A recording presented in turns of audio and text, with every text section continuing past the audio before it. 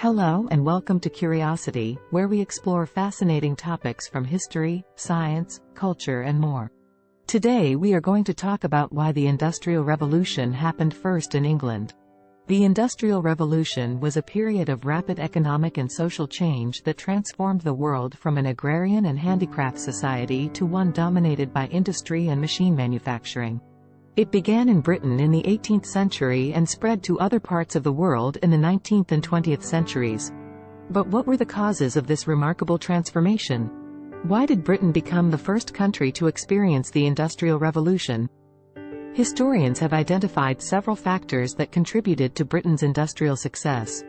First, according to Study and Learn, Britain had an enormous expansion in overseas trade.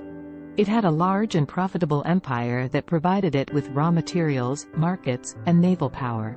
It also benefited from the Atlantic slave trade that supplied cheap labor for its plantations. Second, according to Britannica, Britain had an availability of capital. It had a stable and efficient banking system that facilitated investment and innovation. It also had a favorable legal system that protected property rights and encouraged entrepreneurship. It also had a low tax burden compared to other European countries. Third, according to Study and Learn, Britain had a practical bent of mind of the English researchers. It had a culture of scientific inquiry and experimentation that fostered technological breakthroughs and inventions. It also had a network of societies, clubs, and publications that promoted the exchange of ideas and knowledge. It also had a patent system that rewarded inventors and stimulated competition. Fourth, according to Britannica, Britain had a small population compared to other European countries, which meant that labor was scarce and expensive. This created an incentive for mechanization and efficiency. It also meant that there was less resistance from workers and guilds to adopt new technologies and methods.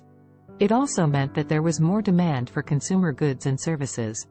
Fifth, according to Study and Learn, Britain had a social and political stability that balanced the power of the king, the parliament, and the people.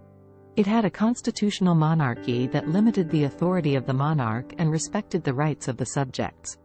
It also had a representative government that allowed for reforms and compromises. It also had a relatively tolerant society that accepted religious diversity and social mobility. These factors combined to create a favorable environment for industrialization in Britain. However, they were not sufficient by themselves. They also required some catalysts or triggers that sparked the Industrial Revolution. These included new basic materials such as iron and steel, new energy sources such as steam and coal, new machines such as the spinning jenny and the power loom, and new organization of work such as the factory system. These catalysts or triggers accelerated the pace of industrialization in Britain and created a positive feedback loop that reinforced each other. The Industrial Revolution had profound effects on society, economy, culture, politics, environment, and human history. It changed the way people lived, worked, thought, communicated, traveled, consumed, produced, learned and interacted with each other. It also brought about new challenges such as urbanization, pollution, inequality, exploitation, conflict and social movements.